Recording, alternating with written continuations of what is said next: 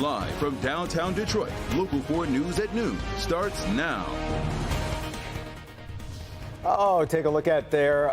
That's not the sun overhead, but we are coming off a sun-shining weekend, and it's now given way to some cooler, cloudier, and dare I say, wetter conditions headed our way this week.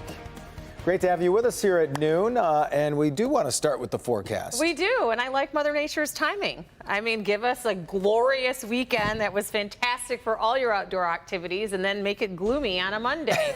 Let's get to meteorologist Ron Hilliard in for Ashley. I love the timing. No complaining here. It's a nice little reminder that it's fall, So some of us saw even a few of those rain showers early this morning. I'm talking about 3 and 4 o'clock this morning. We still have a few of them across the area right now as you get closer to the I-69 area. So as you get around Elba, Lapeer, you see those showers popping up right there.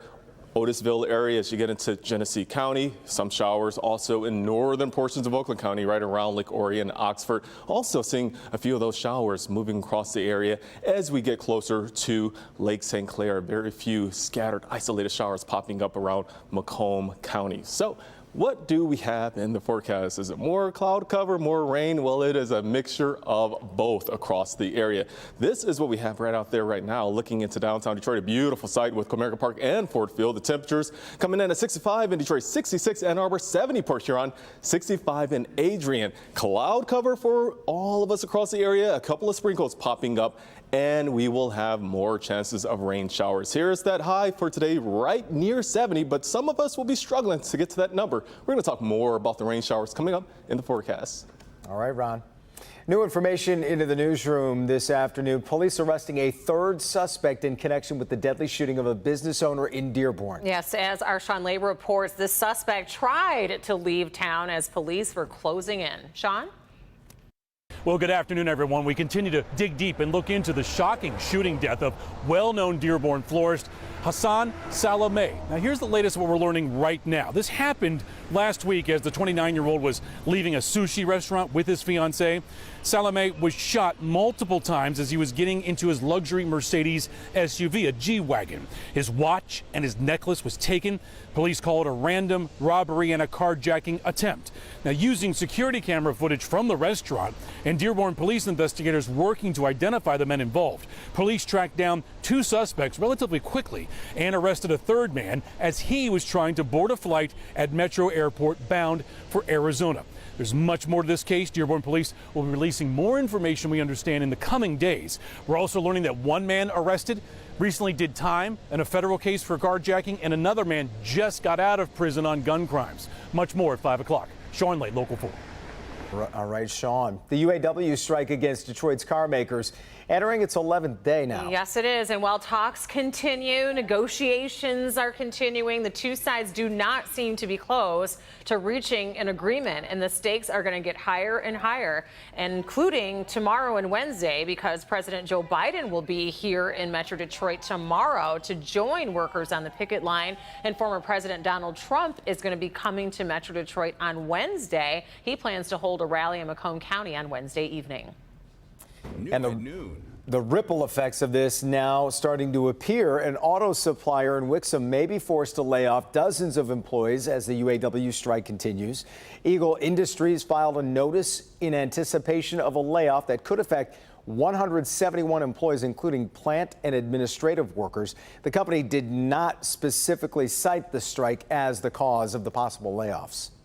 One man is dead while another man is recovering in the hospital after a shooting on the city's west side. Police were sent to Schaefer near 6 Mile just before midnight. A 26-year-old man was taken to the hospital where he died. No word on what the condition of the second victim is, a 29-year-old man. And if you know anything about what happened here, call Detroit police, or you can remain anonymous and contact Crime Stoppers. It's been 1 year since 30-year-old Diamond Chu was shot and killed in a parking lot in Detroit, and police are still searching for her killer. Family and friends of Diamond held a vigil in the same spot where the shooting happened. This was on the city's west side in a business plaza on Livernois. It's near Davison. Her mother, Sylvia, has been through a roller coaster of emotions and false hopes.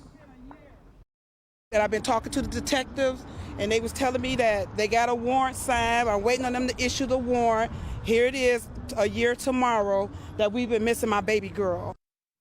They're hoping you can help them find justice for Diamond. Her killer was caught on surveillance video nearby when the shooting happened. If you know anything, call Crime Stoppers at there's some of the video there you see there. Call 1-800-SPEAK-UP. You will remain anonymous. With the deadline to fund the government less than a week away now, deeply divided House Republicans working through the weekend to find a path forward. If the government shuts down, millions of federal workers are going to face delayed paychecks. NBC's Drew Petremol reports on what other services will be affected. This sets up to be a high-stakes week here on Capitol Hill. The federal government will run out of money on Saturday, and some lawmakers now say a shutdown is inevitable. With the federal government set to run out of money, a group of House Republicans worked through the weekend to avoid a shutdown, but there are still no signs of a deal. So I don't want to see a shutdown, but there is no doubt in my mind that the country is headed for a shutdown and everyone should prepare as such. A new budget is stuck in the U.S. House as hardline Republicans demand steep spending cuts. This dysfunctional Washington cannot continue. That's why folks like me, we're sticking to our guns, and all of a sudden we're the bad guys because we want to balance our budget. Democrats and the Biden administration are warning of dire consequences if a deal isn't reached. Federal law enforcement will work without pay. Thousands of kids would lose access to government pre-K. Small business loans would be in jeopardy, passport offices would shut down, and food safety programs would be affected. Federal employees and military service members also won't get paychecks. The most frustrating thing, of course, is that the president and the administration have a responsibility to make sure no matter what Congress does, that the country keeps on succeeding, and that's what we're doing. While much of Washington is pessimistic about the chances of a deal being reached before the September 30th deadline, I think we're able to work through this, at the end of the day, get there. House Speaker McCarthy trying to inject some optimism heading into what could be the final work week before a government shutdown. While pay for millions of federal workers would be affected under a government shutdown, Social Security checks would continue to go out, Medicare and Medicaid programs would remain intact, and the U.S. Post Office would continue to operate. Reporting from Washington, I'm Drew Petremol. Back to you. All right, Drew, thank you. We are getting our first look at a dramatic water rescue out of Ann Arbor. Yeah, and first responders are giving some credit to the good Samaritans that stepped in to save a life. Listen to this. With the citizens that did step up and got to work on him without a second thought, without thinking about their own safety on that dock, and they pulled him out and they started working on him without thinking about it. You obviously love to see that. What happened was on July 27th at Bandymer Park in Ann Arbor, police say a man went underwater but didn't come up. He was pulled out of the water and to a dock by some people on the scene. One of them was a nursing student. She gave him CPR before first responders arrived. The man was critical at the time, but police are happy to say he's made a full recovery now about 2 months after the fact.